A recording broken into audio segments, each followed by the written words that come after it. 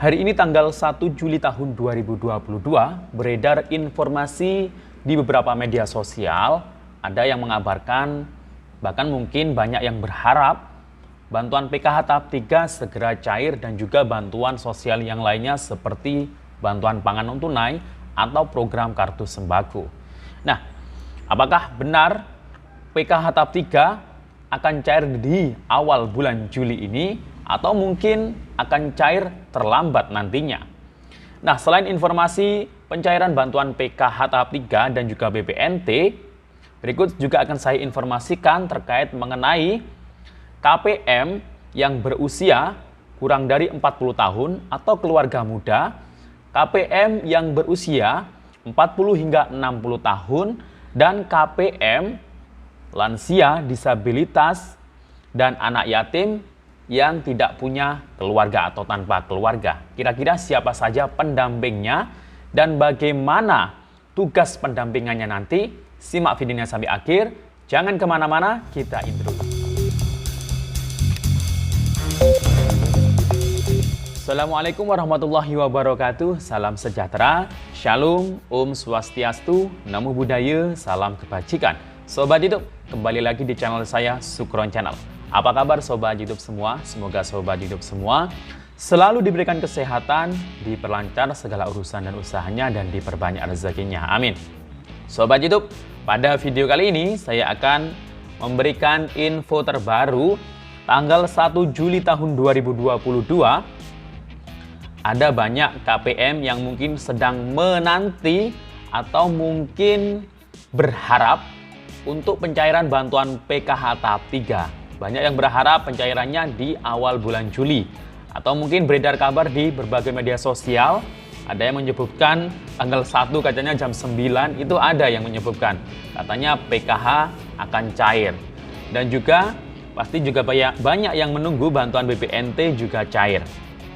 Nah, selain informasi terkini mengenai bantuan PKH tahap 3 dan juga BPNT, nanti akan saya informasikan juga tentang penataan pendamping sosial untuk 3 kelompok keluarga dengan kategori usia atau golongan.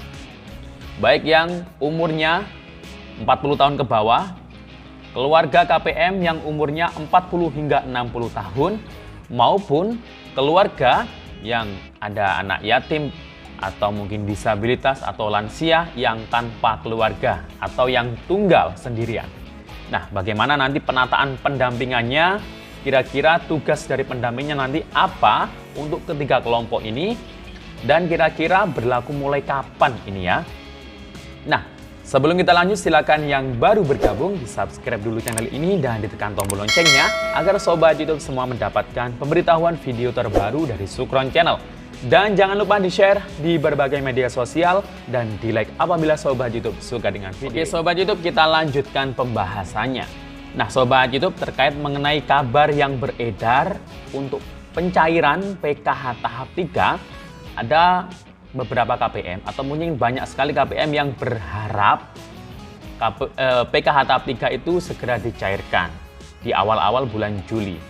Nah, beberapa informasi dari media sosial yang berhasil saya himpun, nanti akan saya tampilkan beberapa postingan dari netizen yang mungkin itu merupakan KPM PKH terkait mengenai postingan kabar pencairan PKH tanggal 1 Juli tahun 2022 ini. Nah, nanti akan saya tampilkan, akan saya jelaskan di informasi yang kedua ya. Namun yang pertama yang akan saya informasikan adalah terkait mengenai penataan pendamping sosial terhadap 3 kelompok KPM PKH dan KPM BPNT yang sudah di-SK-kan surat keputusan dari Menteri Sosial. Bahwasanya tahun 2022 ini KPM PKH dan KPM BPNT dibagi menjadi 3 kelompok. Nah, 3 kelompok ini atau 3 kelas ini, nah ini nanti pendampingnya akan berbeda dan tugasnya itu nanti juga akan berbeda. Kemudian yang jelas bantuannya nanti, bentuk bantuannya itu juga akan berbeda. Nah, kira-kira bantuannya apa saja dan akan diberlakukan mulai kapan ini? Nah, yang pertama itu adalah Jadi tadi sudah saya jelaskan dibagi 3 kelompok atau 3 kelas. Kelompok yang pertama, KPM PKH dan KPM BPNT, nah itu masuk dalam kelompok pendamping rehabilitasi sosial. Nah ini yang mendampingi namanya pendamping rehabilitasi sosial, karena di bawah Dirjen Rehabilitasi Sosial. Nah ini ada 514 kabupaten kota. Kemudian yang masuk kelompok ini adalah anak yatim, lansia, disabilitas tanpa keluarga. Jadi yang merasa di kartu keluarganya hanya sendiri, anak yatim, lansia, atau disabilitas, tidak ada keluarganya sama sekali. Nah ini masuk dalam rehabilitasi sosial. Yang mendampingi adalah pendamping rehabilitasi sosial. Dan tugasnya adalah melakukan asistensi rehabilitasi sosial atau atensi seperti dukungan pemenuhan hidup layak, perawatan sosial dan terapi sosial, psikologis, serta aksesibilitas. Nah ini sudah saya kabarkan ya kemarin, rencananya itu misal lansia di sini tanpa keluarga, nanti akan dikasih makanan setiap harinya. Jadi kalau di total nilai makanannya itu dalam 1 bulan antara Rp700.000 hingga Rp900.000 per bulan untuk lansia tersebut. Nanti akan ada yang merawatnya. Dan pendamping rehabilitasi sosial ini petugasnya adalah pendamping Rehsos, rehabilitasi sosial, plus pendamping PKH ada juga, plus BPNT melalui sertifikasi. Jadi tidak semua pendamping PKH yang akan mendampingi rehabilitasi sosial ini. Nah, jumlahnya itu hanya 2038 orang se-Indonesia. Jadi tidak semua pendamping PKH-nya, hanya sebagian kecil saja. Kemudian yang kedua adalah yang masuk dalam pendamping perlindungan dan jaminan sosial. Nah, ini ada di 34 provinsi dan 514 kabupaten kota. Nah, yang dimasuk di sini kelompok ini adalah anak yatim, lansia, disabilitas dengan keluarga atau kepala keluarga yang umurnya 40 hingga 60 tahun. Nah, yang masuk kelompok ini ya, kelompok kedua. Nah, jumlah pendampingnya itu 39.351 orang. Dan yang mendampingi adalah pendamping PKH. Nah, ini mayoritas pendamping PKH. Ada koordinator regional, koordinator wilayah, Korkap atau Korga, administrasi pangkalan data pusat atau daerah.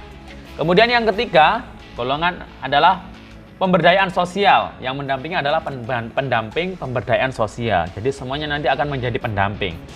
Nah, ini ada di masing-masing tingkat kecamatan. Dan yang masuk golongan ini adalah keluarga muda, KPM yang berusia kurang dari 40 tahun atau 40 tahun ke bawah. Nah, tugasnya adalah mengentaskan kemiskinan melalui penguatan dan pemberdayaan serta pendampingan kewirausahaan, pelatihan vokasional, infrastruktur sosial ekonomi. Jumlah pendampingnya ini adalah 14.598 orang. Dan pendampingnya itu adalah TKSK, pendamping komunitas adat terpencil, kemudian pendamping program kewirausahaan sosial, supervisor, SLRT, fasilitator Puskesos, koordinator provinsi. Nah itu ya, jadi kebanyakan pendamping PKH nanti akan mendampingi keluarga KPM yang kepala keluarganya usia 40 hingga 60 tahun. Nah ini kemungkinan yang masih mendapat bantuan PKH dan BPNT. Yang lainnya itu nanti mungkin akan berbeda ya. Seperti pemberdayaan sosial ini nanti akan ada modal usaha. Jadi KPM tersebut nanti akan dikasih seperti penguatan, pemberdayaan dampingan kewirausahaan, dan dikasih modal usaha. Seperti itu Sobat YouTube. Kemudian info terkait mengenai bantuan PKH dan BPNT, ya mungkin bisa saja mulai tahap 3 ini akan diberlakukan terkait 3 golongan atau kelompok atau kelas tadi. Jadi mungkin ya tapi kita masih menunggu ya info resminya, suratnya belum turun. Apakah yang umur 40 tahun ke bawah dan juga lansia atau disabilitas tunggal tadi masih dapat PKH atau BPNT atau tidak, kita masih menunggu info resmi atau surat resminya. Yang jelas yang masih aman ini ya kepala keluarga yang berusia 40 hingga 60 tahun. Nah ini yang masih kami dampingi. Semoga saja untuk pencairan PKH jadwalnya Ini semoga saja bisa secepatnya ya, karena kemarin memang untuk penyaluran BPNT masih mengalami kendala karena memang revisi untuk pengajuan di DIPA-nya, di Kementerian Keuangannya. Jadi bisa saja pencairan PKH tahap 3 itu terlambat. Nah, seperti yang dikabarkan oleh salah satu netizen atau beberapa netizen di media sosial seperti ini. Ada yang kemarin tanggal 30 Juni itu mengabarkan ada saldo yang masuk di kartu KKS. Nah, ini saya pastikan bukan PKH tahap 3 ya. Karena 30 Juni ini masih masuk jadwal penyaluran PKH tahap 2 mungkin. Atau mungkin bantuan yang lain. Atau mungkin transferan dari keluarganya, mungkin nggak tahu saya. Tapi yang jelas bukan PKH tahap 3. Kemudian ada juga yang mengabarkan 1 Juli tahun 2022 jam 9 katanya PKH tahap 3 cair. Nah, ini dipastikan tidak benar sama sekali. Saya jelaskan, saya tegaskan lagi bahwasanya hari ini belum ada atau tidak ada penyaluran atau pencairan bantuan PKH tahap 3.